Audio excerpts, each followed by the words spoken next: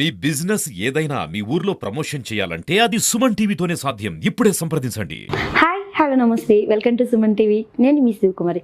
మన ముందు ఎవరున్న అబ్బాయి ఏంటి చూడ్డానికి అమాయకుల్లాగా ఇలా చేతులు వేసుకొని కూర్చున్నారు, ఎవరిని ఇంటర్వ్యూ చేస్తున్నారు అనుకోవచ్చు. సో VADANA ఉదినా, BA బావా అంటేనే ప్రతి ఒక్కరు గుర్తొచ్చేది అప్పారావు సార్. సో మరి జబర్దస్త్ అప్పారావు సార్ అయితే మన ముందు ఉన్నారు, మన కందుకూరుకి అయితే వచ్చారు. మరి మన కందుకూరు వచ్చినప్పుడు మనం వదులుతామా, కంపల్సరీ ఇంటర్వ్యూ చేయాలి కదా, అందుకే నేను చేస్తున్నాను. ఒకసారి సార్తో మాట్లాడదామా? హాయ్ సార్, నమస్తే. నమస్తే. ఎలా ఉన్నారు? బాగున్నా. సో ఎలా వచ్చారు మా కందుకూరు? బస్సులో వచ్చా. అదే అంటారని అనుకున్నాను. సో మా కందుకూరు రావడం ఎలా అనిపిస్తుంది సార్? చాలా హ్యాపీగా ఉంది. హ్యాపీగా ఉంది. అంటే కళాకారుడిగా అన్ని ప్లేసెస్ తిరుగుతాం బేస్డ్ ఆన్ ది ఈవెంట్స్. కానీ ఇప్పుడు వచ్చిన పని మాత్రం ఒక సినిమా ఓపెనింగ్కి వచ్చా. ఓ, సో ఏ మూవీ సార్? సినిమా పేరు విశ్వమంగళం. దాని మీనింగ్ ఏంటి సార్?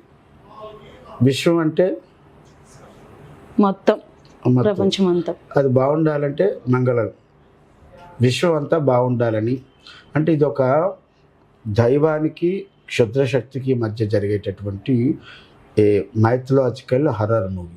ఓ, అంటే మూవీ ఓపెనింగ్కి వచ్చారు, లేకపోతే ఈ మూవీలో కూడా మీరు ఒక పాత్రగా నటిస్తున్నారు? ఈ సినిమాలో ఒక క్యారెక్టర్ కూడా ఉందని చెప్పారు. ఓ, సో ఎలా అనిపిస్తుంది ఈ మూవీలో రావడం? నాకు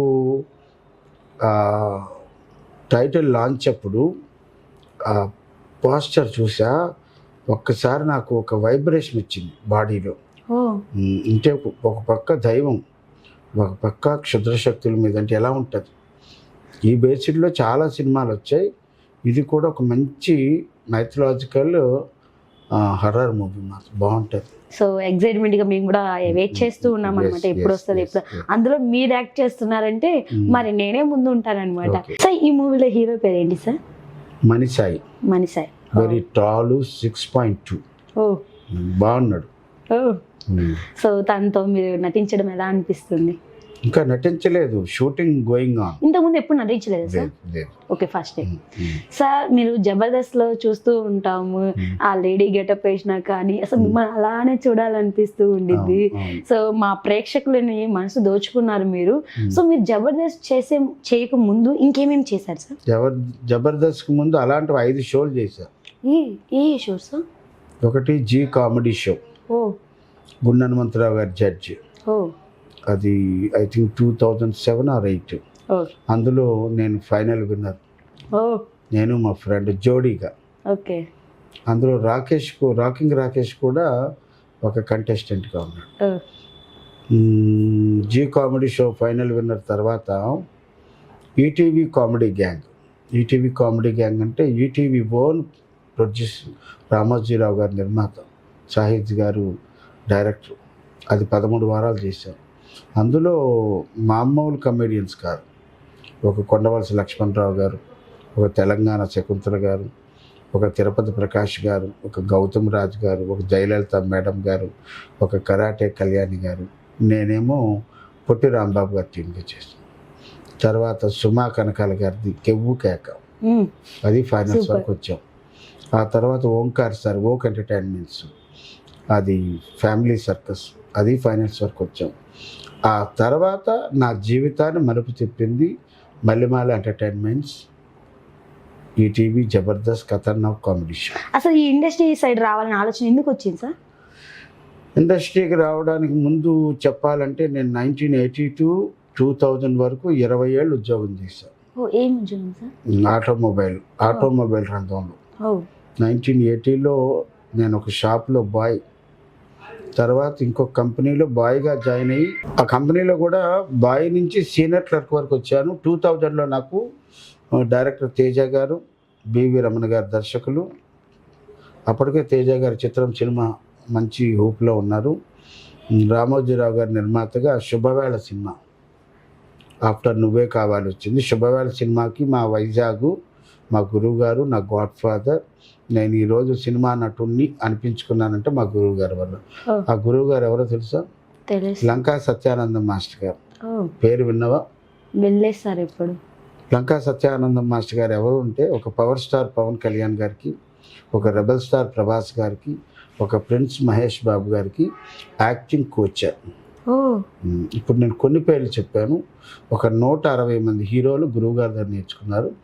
వారి బ్లెస్సింగ్స్తో రామోజీరావు గారి చిత్రం శుభవేళ ద్వారా బివి రమణ గారు, తేజ గారు నన్ను ఇండస్ట్రీకి పరిచయం చేశారు. ఇంకా అక్కడి నుంచి సినిమాలు చేస్తూ చేస్తూ చేస్తూ వచ్చాను. దీనికి ముందు నేను ఆమె diploma in acting Andhra university ఓ థియేటర్ ఆర్ట్స్లో 2 years చదువుకున్నా. అది సంగతి. సార్ ఇంత స్ట్రగుల్ చేసి సక్సెస్ అయ్యారు కదా, ఇలా ప్రతి ఒక్క విలేజెస్కి వెళ్ళి కొన్ని ప్రోగ్రామ్స్లో మీరు పార్టిసిపేషన్ చేస్తున్నారు. ఎలా అనిపిస్తుంది? ఆ ప్రేక్షకులు మిమ్మల్ని ఎలా ట్రీట్ చేస్తున్నారు? చాలా హ్యాపీగా ఫీల్ అవుతారు. చాలా హ్యాపీ.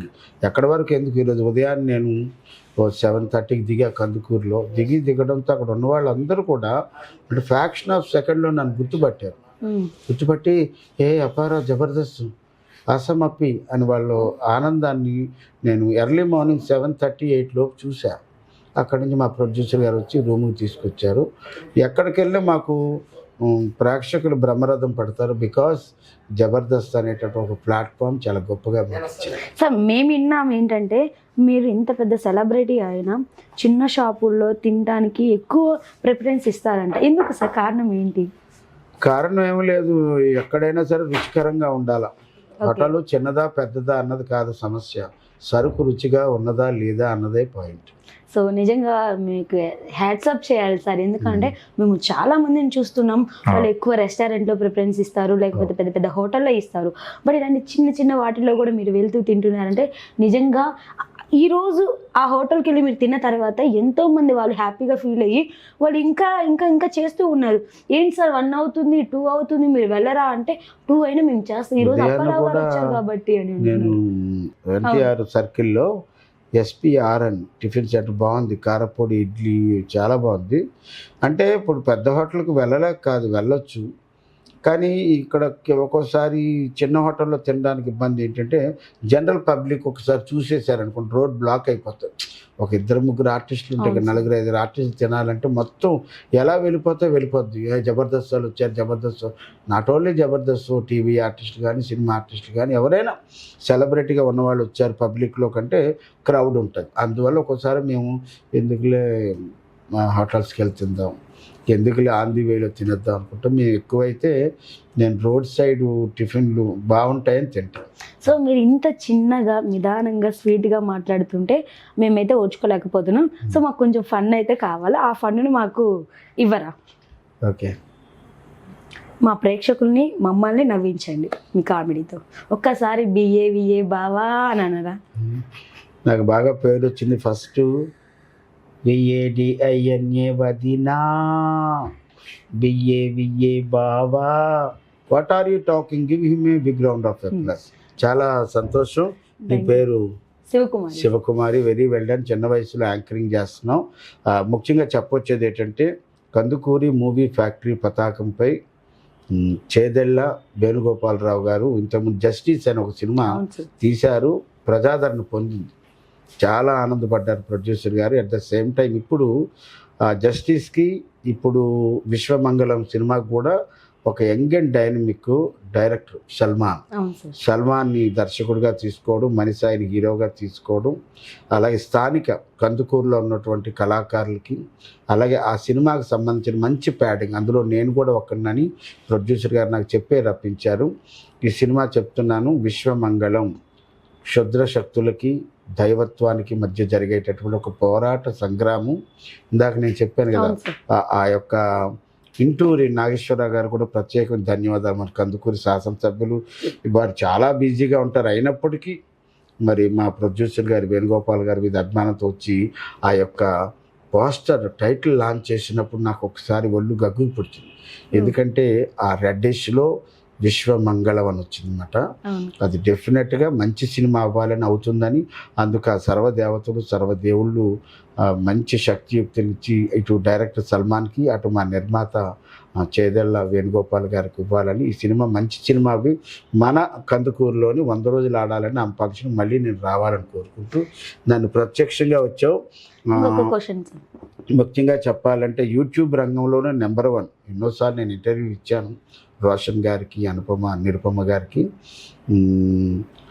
యూట్యూబ్లో నెంబర్ 1 ఉన్నటువంటి సుమన్ టీవీ ద్వారా మీరు నన్ను కలవడం నాకు ఎంతో ఆనందాన్ని ఇచ్చింది. Sivakumari, thank you so much. Sir మీరు ఎన్నో మూవీస్ చేసి ఉన్నారు కదా సార్, అన్ని పెద్ద పెద్ద మూవీస్ చేసి ఒక్కసారిగా ఒక నార్మల్ విలేజ్లో ఒక మూవీ తీస్తుంటే, ఇక సిటీ చిన్న సిటీ అనుకోండి, ఈ సిటీలో ఒక చిన్న మూవీ తీస్తుంటే దానికి మీరు వచ్చారు. సో మీకు అలా ఎలా అనిపించింది సార్? ఇక చిన్న సినిమా పెద్ద సినిమా ఉండదు ఇక్కడ, డిపెండింగ్ ఆన్ కథ.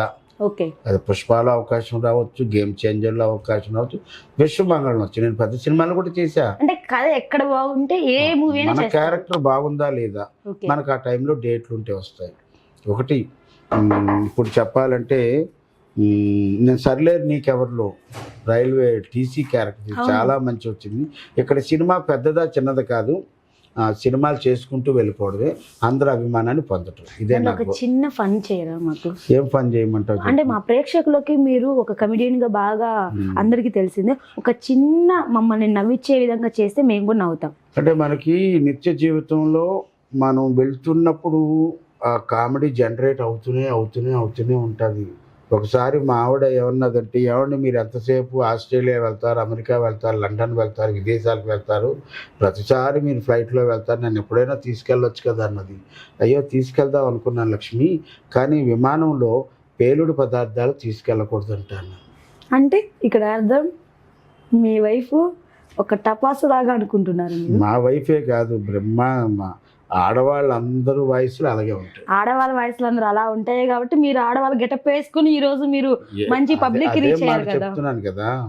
అదే మాట చెప్తున్నాను. తర్వాత మావిడ ఒకసారి అన్నది, ఆయన మీకు ఆడవాళ్ళతో మాట్లాడటం సరిగ్గా రాదండి అన్న. నేనేం చేశాను, ప్రపంచంలో ఆడవాళ్ళని గౌరవించాలన్నా, పూజించాలన్నా, అభిమానించాలన్నా అప్పారావు తర్వాత అన్నాను. మరి అలాంటప్పుడు మన సునీత మన ఇంటికి వస్తే ఏడ్చుకొని వెళ్ళింది ఏంటి అన్నది. చూడండి ఒకటి చెప్పు శివప్రియ, ఉదయం మా ఆవిడ నా మీద నింద వేసింది. ఉదయాన్నే మన ఇంట్లో మనం టిఫిన్ చేసేటప్పుడు ఎవరైనా వస్తే ఏం చెప్తాను చెప్పు? టిఫిన్ తినండి అని అంటారు. అదే మధ్యాహ్నం భోజనానికి వస్తే భోజనం తినండి. మా ఆవిడ వాళ్ళ ఫ్రెండ్ సునీత రాత్రి నేను 2 గంటలు పడుకునేటప్పుడు ఆవిడ వచ్చింది, నేను అన్నా రండి పడుకున్నాను.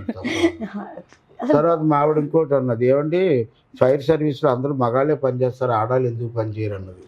చాలా మంచి ప్రశ్న కదా అది. చాలా ఆనందపడ్డాను.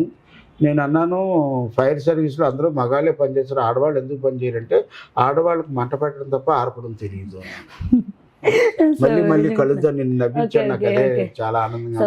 Thank you Suman TV, thank you, welcome sir. నిజంగా చాలా హ్యాపీగా ఉంది సార్ మిమ్మల్ని ఇంటర్వ్యూ చేయడం. ఎందుకంటే నేను అనుకున్నాను వీళ్ళు ఇంత పెద్దవాళ్ళు కదా, సెలబ్రిటీస్ కదా, నేను ఒక చిన్న అమ్మాయిని నన్నేమో ట్రీట్ చేస్తారులే, వీళ్ళు అసలు నన్ను యాక్సెప్ట్ చేస్తారు ఇంటర్వ్యూ చేసేటప్పుడు కూడా అనుకున్నాను.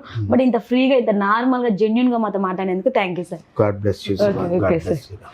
మరి BAVA బావా అనే జబర్దస్త్ అప్పారావు గారితో మనమైతే ఇంటర్వ్యూ చేసాం. ఒక చిన్న చిక్ చాట్ లాగా అయితే మనం చేసేసుకున్నాం.